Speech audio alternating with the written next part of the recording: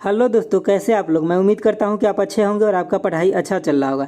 चलिए आज की इस वीडियो में हम देखेंगे इकोनॉमी से रिलेटेड। देखिए जितना भी हम अभी तक आपको इकोनॉमी का वीडियो प्रोवाइड किए हैं उसी में से ये सारा इंपॉर्टेंट क्वेश्चन लिया गया है। ये आपको टेस्ट के रूप में लगाना है और कॉमेंट बॉक्स में बताना है कि इसमें आप कितना नंबर लेकर के आए, क्योंकि इसमें जो भी क्वेश्चन लिया गया है ये बहुत इंपॉर्टेंट क्वेश्चन है। समझ गए बातों को। तो चलिए हम देखते हैं पहला क्वेश्चन क्या है। ये टेस्ट के रूप में आपको लगाना है, आपको पहले ही आंसर लिख लेना है कि इसका आंसर क्या होगा।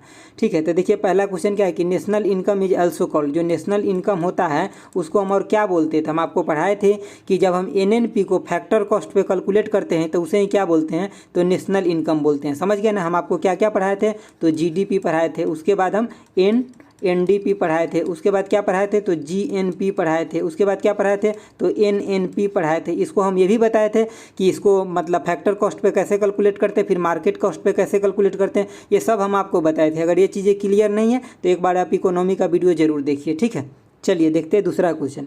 देखिए दूसरा क्वेश्चन है आपके लिए ये सभी के सभी अच्छा क्वेश्चन है। ठीक है, देखिए नाबार्ड वाज एस्टेब्लिश। तो ये पूछ रहा है कि नाबार्ड का जो एस्टेब्लिशमेंट हुआ ये किसके रिकमेंडेशन पे हुआ, कौन से कमिटी।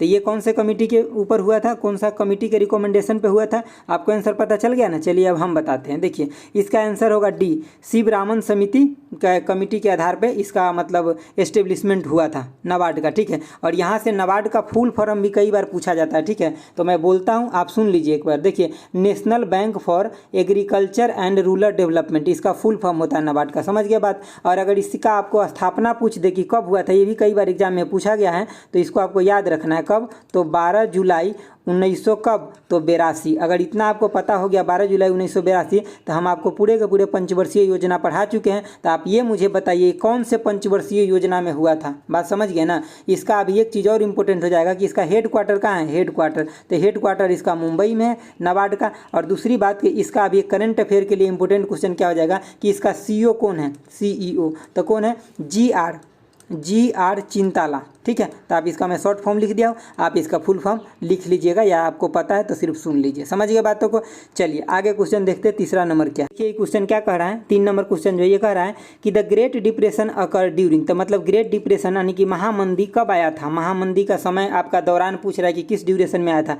तो महामंदी जो आया था 1930 में आया था सबसे ज़्यादा। तो 1929 से लेकर के और 34 यहाँ पे ड्यूरेशन दिया है, तो ये क्या हो जाएगा आपके लिए, सही हो जाएगा। समझ गया बात। चलिए आगे देखते हैं। आगे देखिए 4 नंबर क्वेश्चन, ये हम आपको बहुत अच्छे से पढ़ाए थे, ग्रेसम का लॉ। आपको याद होगा तो आप बताइए। देखिए ग्रेसम का लॉ क्या कहता है कि जब भी मार्केट के अंदर बैड मुद्रा आता है ना, जब मतलब जो बैड करेंसी होता है वो आता है, तो अच्छे करेंसी को हटा देता है। सपोज करिए, आप एग्जांपल से समझिए। देखिए अगर सपोज कीजिए कि आपके पास 2 नोट है, एक 500 का नोट है, वो कैसा है, तो ये मतलब जाली नोट है। क्या है, जाली है, मतलब ये मतलब फर्जी है, जाली है। ठीक है, डुप्लीकेट नोट है। और एक 500 का क्या है, तो करेक्ट नोट है, मतलब अच्छा वाला है। समझ रहे हैं, जो गवर्नमेंट चला रहा है वो है।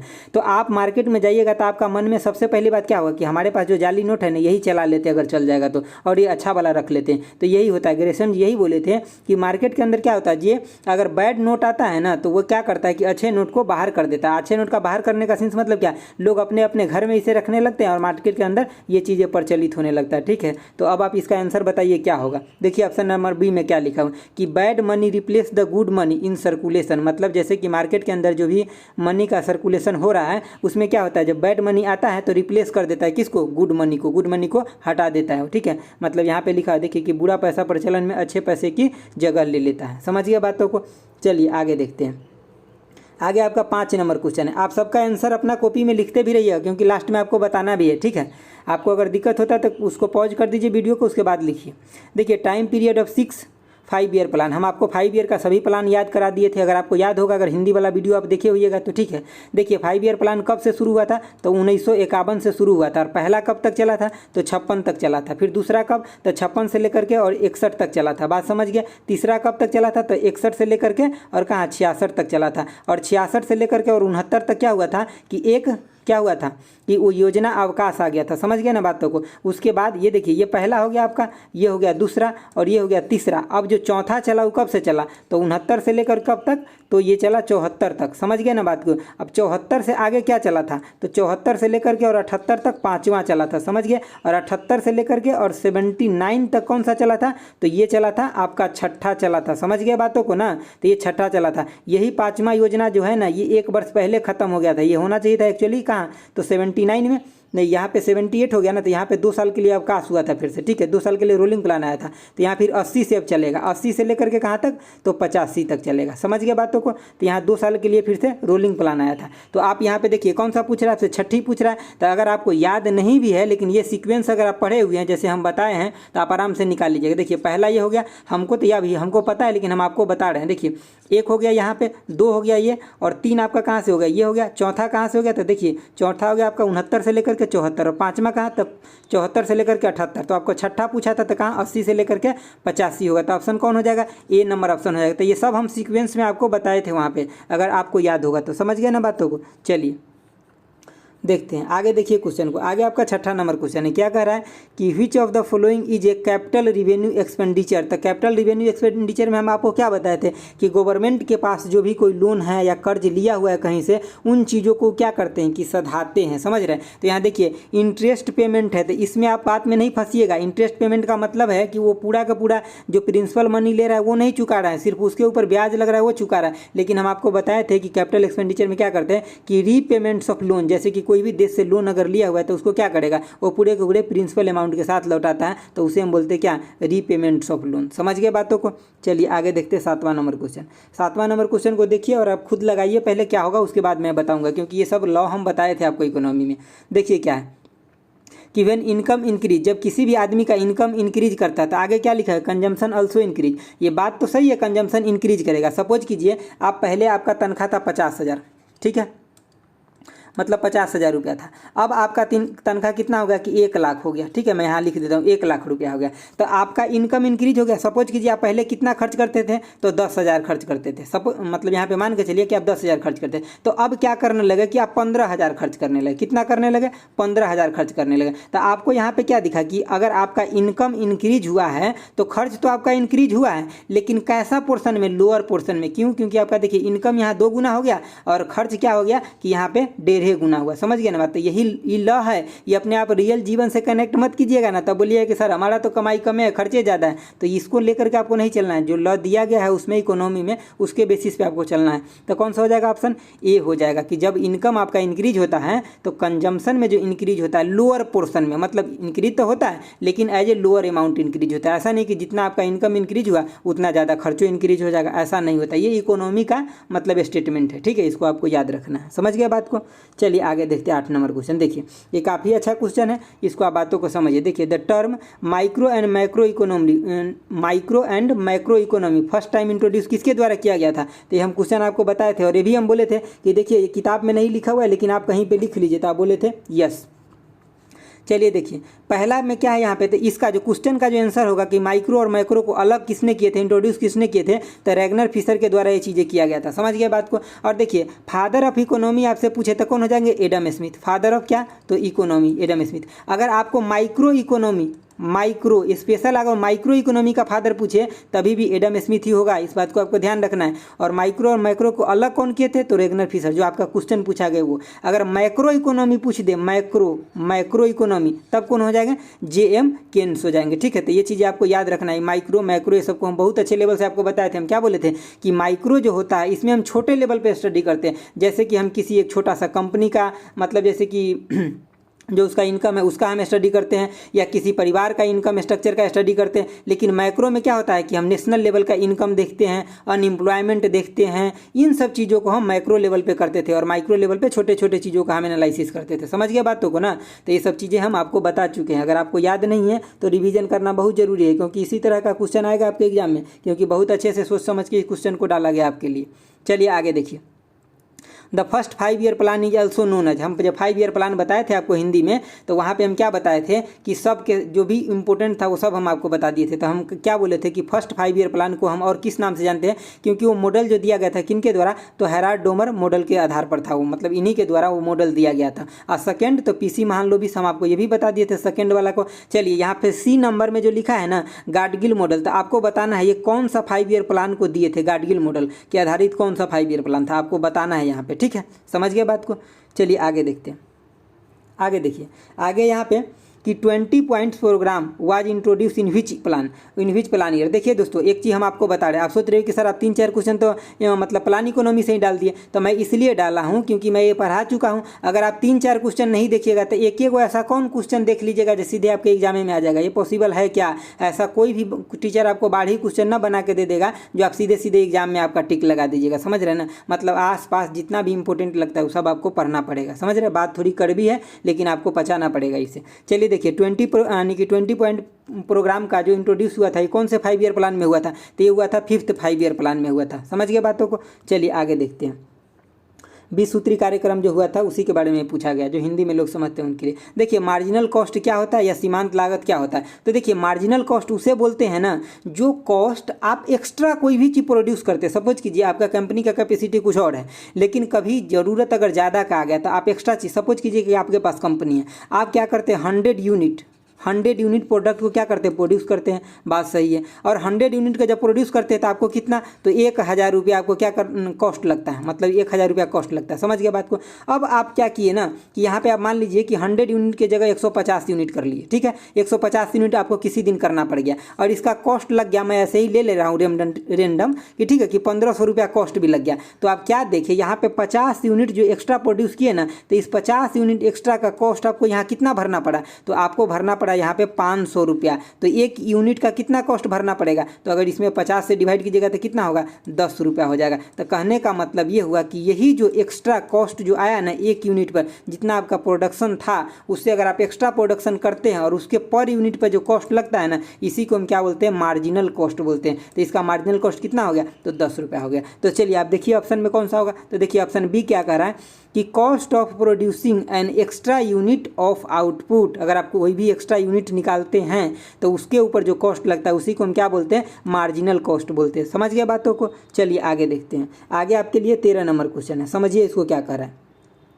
कह रहा है when did the first nationalise of the major commercial bank, मतलब जो मेजर में जो कमर्शियल बैंक का नेशनलाइज हुआ था कब हुआ था? तो आपको पता होगा, आंसर देख लिए ना आप। चलिए अब मैं बताता हूँ। देखिए 1969 में क्या हुआ था कि 14 बैंकों का क्या हुआ था? राष्ट्रीयकरण हुआ था। और किसके टाइम में? तो इंदिरा गांधी के काम मतलब टाइम में हुआ था। ठीक है, समझ गए बात। 1949 में क्या हुआ था? आपको पता है ना कि RBI का नेशनलाइजेशन कब? तो 1949 में हुआ था। इसका स्थापना कब हुआ था? तो 1900, यहाँ मैं लिख देता हूँ, देखिए 1935 में। और कौन से एक्ट के आधार पे? तो 1934 में एक एक्ट आया था उसके आधार पे। ठीक है, और कौन से समिति के आधार पे हुआ था आपको बताना है कमेंट बॉक्स में। ठीक है, कौन से समिति के आधार पे हुआ था? 1934 के एक्ट पे हुआ था, 1935 में स्थापना हुआ था, 1949 में इसका क्या हुआ? तो नेशनलाइजेशन हुआ। और 1955 में किस बैंक का नेशनलाइजेशन हुआ? तो SBI का नेशनलाइजेशन हुआ। समझ गया बात। और 1980 में 6 और बैंकों का नेशनलाइजेशन हुआ था, मतलब जो भारतीय 6 और बैंक का नेशनलाइजेशन हुआ था 1980 में। तो आपका मेजर पूछा यहाँ पे था,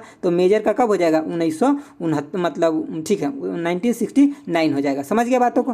तो ये आपका आंसर हो जाएगा। तो यहाँ से इतने क्वेश्चन, हम एक क्वेश्चन पूछे आपसे, क्या पूछे हैं कि ये कौन से समिति के आधार पे हुआ था? हम थोड़ा सा हिंट दे दे रहे हैं, पहला अक्षर दे दे रहे हैं। लीजिए एच है उसका पहला अक्षर। समझ गया बातों को? समिति का पहला अक्षर एच है। अब तो आपके दिमाग में आ ही गया होगा। चलिए आगे चलते हैं। चलिए देखिए यहाँ पे आप 14 नंबर क्वेश्चन देखिए क्या कह रहा है कि हम आपको CRR, देखिए CRR पढ़ाए थे और SLR भी पढ़ाए थे, दोनों पढ़ा दिए थे ना जब हम बैंकिंग आर्डर भी पढ़ा रहे थे। तो आपको हिंदी वाला भी देख लीजिए, क्योंकि हिंदी और जो इंग्लिश दोनों में जो चल रहा है ना, छोटा छोटा तो वीडियो होता है 15-20 मिनट का, इतना तो आप ऐसे ही टाइम खराब कर देते हैं। तो देख लीजिए ना, कुछ तो ज्ञान आ जाएगा ना उससे। चलिए देखिए यहाँ पे कह रहा है कि हाई सिक्योरिटी लिक्विडिटी रेशियो, अगर मान लिया जाए कि यहाँ पे जो SLR है अगर इसको बढ़ा देता है RBI किसी बैंक के लिए तो उसमें क्या होगा, मतलब क्या आएगा, चेंज क्या आएगा। तो देखिए होता क्या है SLR और CRR, मतलब इसका तो फुल फॉर्म आप इसका देख लिए। CRR का क्या होता है? CRR का होता है कैश रिजर्व रेशियो होता है। समझ गए बात। तो देखिए ये क्या होता है कि सपोज कीजिए कोई बैंक है, यहाँ पे क्या है? बैंक है। समझ गए बात को? अब बैंक के पास 100 रुपया कोई कस्टमर जमा करने के लिए आया, तो RBI ने क्या बोला कि आप इसमें से, हम एग्जांपल दे रहे हैं कि आप कैश रिजर्व रेशियो के फॉर्म में हमारे पास आप 4 रुपया डाल दीजिए। ठीक है, एक एग्जांपल दे रहे हैं, ये एग्जैक्ट वैल्यू नहीं है, 4 रुपया मेरे पास डाल दीजिए। और दूसरी बात क्या, 10 रुपया आप अपने पास SLR के फॉर्म में रख लीजिए, SLR के फॉर्म में रख लीजिए आप 10 रुपया। ठीक है, तो इस बैंक के पास और कितना बच गया? तो 86 रुपया बच गया। तो यहाँ पे ये RBI तो ये अपने पास डिपॉजिट इतना करवा लिया, मतलब रख लिया ये अपने पास, क्योंकि टर्म कंडीशन होता है। और दूसरा इसके पास टर्म कंडीशन क्या दिया कि 10 रुपये आप अपने पास भी रखिए। क्यों? क्योंकि अगर सब पैसा जिस दिन आएगा उसी दिन अगर कस्टमर को बांट दीजिएगा या खर्च कर दीजिएगा, तो जब दूसरे दिन कोई कस्टमर आएगा और उस दिन कोई कैश जमा करने नहीं आया रहेगा तो फिर आप कहाँ से दीजिएगा उस कस्टमर को। तो इसीलिए ये SLR को डिपॉजिट रखा जाता है। समझ गया बात को। तो अब बैंक को यहाँ पे 86 रुपया जो बचा है ये बैंक किसी को लोन के फॉर्म में दे सकता है। समझ गया बात। तब ये SLR पहले वाला था। अब बैंक RBI ने अब टर्म कंडीशन क्या दे दिया कि भाई आपको 10 के जगह क्या कर लेना है कि 20 रुपया अब आपको रखना है अपने पास। कितना? 20 रुपया SLR के फॉर्म में रखना है। मतलब अब SLR क्या हुआ, बढ़ा दिया। तो अब इसके पास कितना रह गया? तो सिर्फ और सिर्फ 76 रुपया रह गया। समझ गया बातों को। तो देखिए अब जो इसके बांटने वाला जो लोन था वो घट गया कि नहीं घट गया? इसके मतलब क्या हुआ, जो लोन देता था, लैंडिंग जो उधार देता था चीज़ें, उसमें रिस्ट्रिक्शन आने लगेगा। पहले 86 रुपया बांट सकता था, अब 76 ही बांट सकता है। जब SLR बढ़ जाएगा तो ये चीज़ें आ जाता है, मतलब रिस्ट्रिक्टिंग ऑफ लैंडिंग, मतलब उधार देने पर क्या हो गया, बैन होने लगेगा। मतलब लोन देने में कमी करना पड़ेगा बैंक को। समझ गया बात को। चलिए आगे देखिए। आगे आपका 15 नंबर क्वेश्चन है। क्या कह रहा है 15 नंबर? देखिए कह रहा है government takes ways and means advance from, मतलब सरकार जो है अपना रास्ता और साधन आगे बढ़ाता है किसके सहयोग से? तो ये RBI के सहयोग से, यानी कि रिजर्व बैंक ऑफ इंडिया के सहयोग से, क्योंकि ये सरकार के सभी कुछ को देख रेख करते हैं। समझ गए बातों को। चलिए आगे देखते हैं। देखिए आगे आपका 16 नंबर क्वेश्चन है। क्या कह रहा है समझिए। ये बहुत अच्छा क्वेश्चन है और बहुत इंपॉर्टेंट क्वेश्चन है। कई लोग इसमें कन्फ्यूज जाते हैं, लेकिन हम आपको सब कुछ क्लियर करके बताए हैं। इंग्लिश वाले जो वीडियो बताए थे उसमें, जो बुक से बता रहे थे। चलिए देखिए क्या है। A tax is said to be regressive when the burden falls. हम क्या बोले थे? हम 2 टेक्स्ट आपको बताए थे। कौन कौन? एक रिग्रेसिव बताए थे और एक कौन? तो प्रोग्रेसिव बताए थे, अगर आपको याद होगा तो। एक तो रिग्रेसिव यहाँ पे आप देख ही रहे, दूसरा क्या था? तो प्रोग्रेसिव था। ठीक है, प्रोग्रेसिव आप यहाँ पे लिख लीजिएगा। ठीक है, फुल फॉर्म पूरा। तो देखिए प्रोग्रेसिव टेस्ट में क्या होता था कि हम आपको बताए थे, प्रोग्रेसिव का मतलब ये है कि अगर किसी का इनकम बढ़ेगा, जितना ज़्यादा होगा तो उसको टैक्स भी उतना ज़्यादा भरना पड़ेगा। ये प्रोग्रेसिव में मैं बता रहा हूँ। इनकम जिसका जितना ज़्यादा होगा तो टैक्स ज़्यादा, और इनकम अगर कम होगा तो टैक्स क्या होगा? कम होगा। ये प्रोग्रेसिव में था। लेकिन ये जो रिग्रेसिव का फंडा है इसका थोड़ा सा उल्टा होता है। इसमें क्या होता है कि जिसका इनकम क्या होगा, जितना ज़्यादा होगा उसको टैक्स क्या होगा? कम भरना पड़ेगा, और जिसका इनकम कम होगा उसी को टैक्स क्या होगा? ज़्यादा भरने पड़ेगा, एक रेट के फॉर्म में। समझ गया बातों को ना।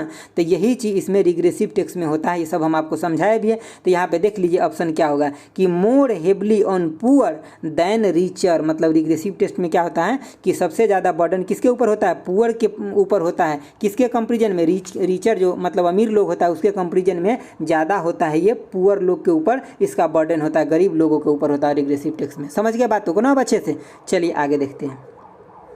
आपको बताना भी है कमेंट करके, ठीक है, सो नहीं जाना है। देखिए 17 नंबर में क्या है कि who was the first Indian governor of RBI। तो देखिए यहाँ पे इंडियन लगा रखा है। समझ गए ना बातों को। तो आपको बताना है, बताइए कौन सा होगा। तो इंडियन पूछ रहा है। अगर इंडियन पूछ रहा है तो कौन सा हो जाएंगे? CD देशमुख हो जाएंगे। अगर RBI के फर्स्ट गवर्नर पूछे होता तो कौन होते आप बताइए। देखिए तो इसका क्या होता है? O स्मिथ होता। स्मिथ। समझ गया बात। सर O स्मिथ होते हैं। समझ गया बातों को ना। तो ये होते फर्स्ट गवर्नर ऑफ RBI होते। समझ गया चीज़ों को। चलिए तो ये हो जाते कौन? जो इंडियन फर्स्ट है। ये आपको एक क्वेश्चन और बताना है कि अभी प्रेजेंट में RBI के गवर्नर कौन है और कितने नंबर के हैं। क्या है? तो कितने नंबर के। ये सब क्वेश्चन आपके लिए है। 3 क्वेश्चन मैं पूछा हूँ, ठीक है, और आपको जवाब देना है। क्योंकि सब कुछ मैं बता दूंगा ना तो आप अभी ये भूल जाइएगा, ठीक है। तो कुछ आप भी मेहनत कीजिए थोड़ा सा, यही ज़रूरी है। अच्छे स्टूडेंट का ये सब काम है कि मतलब चीज़ों का क्वेश्चन का जवाब देना। देखिए which of the following situation of A budget is suitable for developing economy. देखिए 2 टाइप का इकोनॉमी है। तो एक तो डेवलप इकोनॉमी होता है, ठीक है, और दूसरा क्या? डेवलपिंग। जो अपना लोग का कंट्री का जो भी इकोनॉमी है कैसा है? तो डेवलपिंग इकोनॉमी है। तो देखिए यहाँ चीज़ें जो दिया गया है, क्या दिया है कि एक सरप्लस बजट। देखिए सरप्लस बजट में क्या होता है ना कि जितना इनकम होता है वो ज़्यादा होता है किससे? एक्सपेंडिचर से। तो इसको क्या बोलते हैं? Surplus budget. मतलब आपको अगर 50,000 कमाई है तो 25,000 खर्चा हुआ, तो इसको हम क्या बोलते हैं? सरप्लस मतलब बजट बोलते हैं। आपको 25,000 बच गया। बजट का मतलब क्या है कि इसमें जितना आपको इनकम हुआ वो खर्चा हो गया, बैलेंस बजट हो गया। बोलते हैं ना कि यानी कि कमाते हैं उतना खा जाते हैं, तो मतलब ये क्या हो गया, तो बैलेंस बजट के अंतर आ जाए, ठीक है। और डिफिशिएंट बजट में क्या होता है कि जितना आपको इनकम हो रहा है ना कम, और आपका खर्चा कितना हो रहा है, ज़्यादा हो रहा है। समझ गया बात। तो ये बजट होता है किस देश के लिए, तो डेवलपिंग इकोनॉमी का यही सीन होता है। समझ गया। तो ये होता है डेवलपिंग इकोनॉमी का सीन कि जितना आप कमाते नहीं उससे ज़्यादा क्या कर लेते हैं, खर्च कर लेते हैं। तो ये डेवलपिंग इकोनॉमी का मतलब सिस्टम हो गया, सूटेबल हो जाता है, ठीक है। समझ गया बात को, जो क्वेश्चन का रहा है। तो चलिए ये था आपके लिए आज 18 क्वेश्चन। देखिए इस टाइप के क्वेश्चन हम आपको बहुत ज़्यादा प्रोवाइड करेंगे, लेकिन एक कंडीशन है, आप लोगों को कमेंट बॉक्स में बताना है कि सर हम इतना क्वेश्चन में से आप 18 दिए थे, उसमें से हम इतना हम क्या किए, क्वेश्चन हमारा सही हुआ और इतना गलत हुआ है। जो गलत हुआ है उसके ऊपर काम करना है, और जो मैं 2 क्वेश्चन पूछा वो भी आपको बताना है, ठीक है। जब आप लोग का रिस्पॉन्स आएगा तभी मैं इतने अच्छे क्वेश्चन के कलेक्शन लेकर के आऊँगा। अगर रिस्पॉन्स नहीं आएगा तो फिर जैसे चल रहा है वैसे ही चलेगा। समझ गए ना बातों को। तो मैं उम्मीद करूँगा आप लोगों से रिस्पॉन्स का, और आपके लिए मैं टेस्ट भी डिजाइन कर रहा हूँ, डोंट वरी, मैं टेस्ट भी लूँगा और बहुत अच्छे से आप लोगों को एग्जाम तक ना हम आप लोगों के एकदम बिल्कुल साथ देने के लिए तैयार है। बस आपका एक छोटा सा सपोर्ट चाहिए, कि मतलब आप जानते हैं छोटा सा सपोर्ट क्या करना है, लाइक शेयर और सब्सक्राइब, ठीक है। तो इससे ज़्यादा आपको कुछ नहीं करना है, तो ठीक है। Thanks for watching, okay bye, जय हिंद दोस्तों।